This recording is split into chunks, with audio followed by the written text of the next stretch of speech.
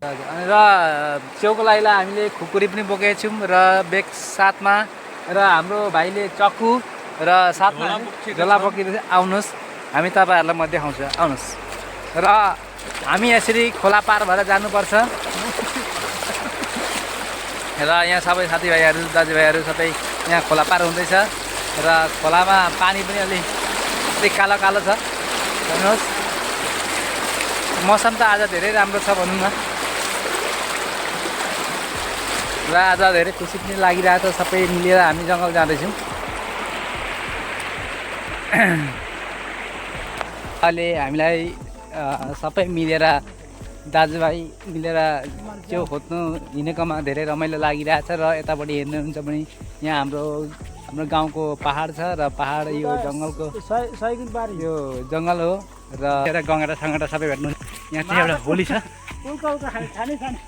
र हामी यहाँनिर हिँडेर थाकिसक्यौँ र यस्तो बाटो पनि जोड्नु यस्तो बाटो नि हामी भने स्वास्थ्यको लागि राम्रो यो प्र्याक्टिस हुन्छ होला गाउँको। हेर्नुहोस्, म चाहिँ थाकिसकेँ आउँदैछ र अझै अगाडिको तपाईँलाई म देखाउन चाहन्छु ल।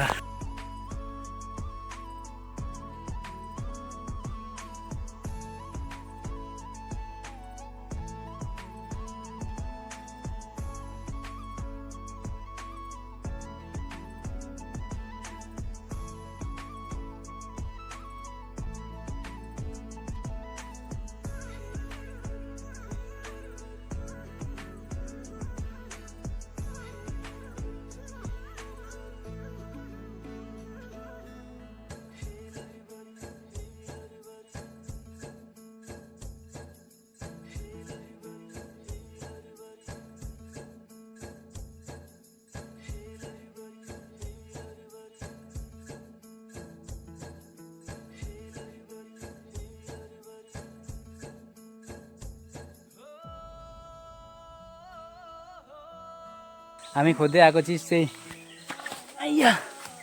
यो हो र यहाँ चाहिँ लगभग पुगिसकेछ र अर्को जग्गा हामी खोज्नु जाँदैछु। कस्तो हुन्छ म तपाईँहरूलाई देखाउँछु।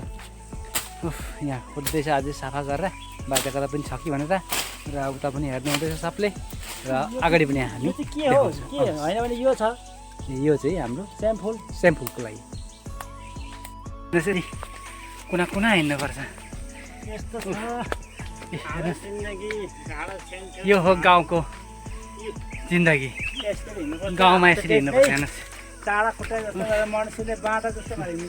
यहाँ हेर्नुहोस्, यो खालको गाउँ छ। यो भनेको भिलेज लाइफ हो, यसरी हिँड्नुपर्छ। यहाँ हेर्नुहोस्, ल कसरी आउनु हुँदैछ र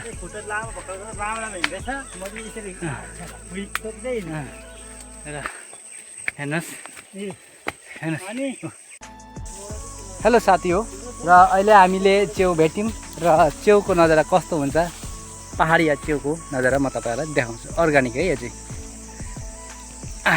यो हो हामीले खोज्दै आएको च्याउ चाहिँ अर्ग्यानिक हो र गाउँले उखाल्नु त्यसलाई र हाम्रो गाउँले उखाल्दैछ र यसको नजारा पनि हेर्नुहोस् कसरी निकाल्नुपर्छ। यसको पनि नियम नीति छ। यसलाई सास नफेरिकन सास रोक्काएर तान्नुपर्ने अरे, अनि मात्रै लामो आउँछ। हेर्नुहोस् ल, गाउँले उखाल्नु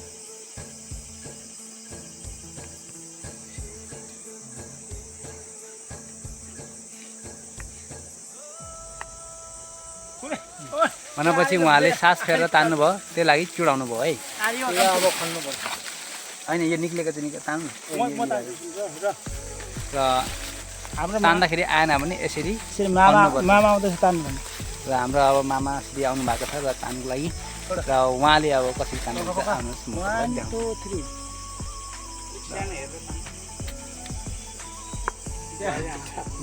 हाम्रो मामा श्रीले तान्नुभयो, देख्नुभयो होला कति लामो च्याउ छ। यसलाई भन्छ ढिप्किने च्याउ।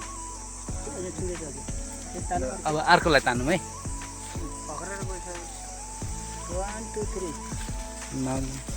भयो रेडी तर चुडे हुँदैन है।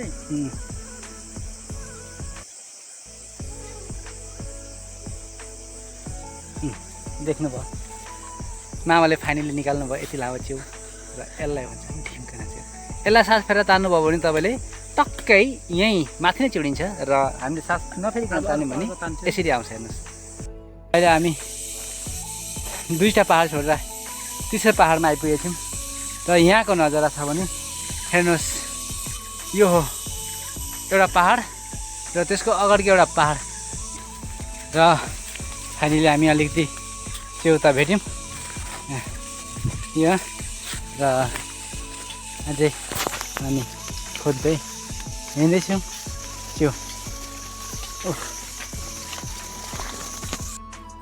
र फाइनली फेरि अर्को जग्गामा 1-2 भेटेँ सानो पनि त्यो चाहिँ म निकालेर देखाउँछु तपाईँहरूलाई।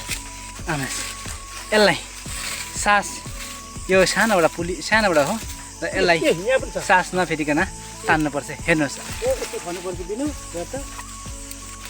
गाउँले भिडियो बनाउँछ ल फाइनली हामीले फेरि अर्को जग्गा भेट्यौँ र यहाँ चाहिँ म निकाल्छु मेरो पनि अनुभव हो र आउनुहोस् कसरी निकाल्नुपर्छ म तपाईँलाई देखाउँछु। हेर्नुहोस् यो हो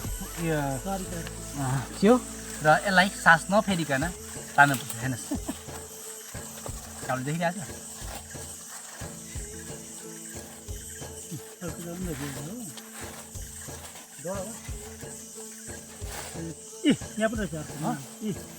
देख्नुभयो यसलाई भन्छ ढिम्की च्याउ। सास नफेरिकन तान्दाखेरि निक्लिन्छ।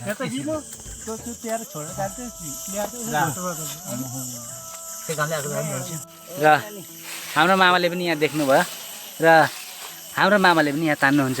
ल मामा यसलाई पनि सास नफेरिकन तानेर निकाल्नुहोस् त।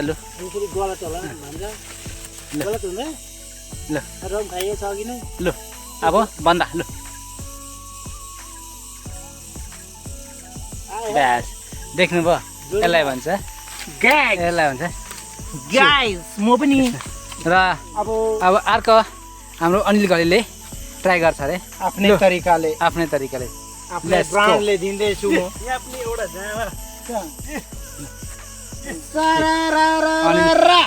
अनिल घले ढिम्की च्याउ निकाल्नु भयो ढिम्की च्याउ। ल खै कतिवटा भयो यहाँ मामाहरू भाइहरू जाँदैछ जङ्गल घुम्दै र म चाहिँ पछि छु। यो हो जङ्गल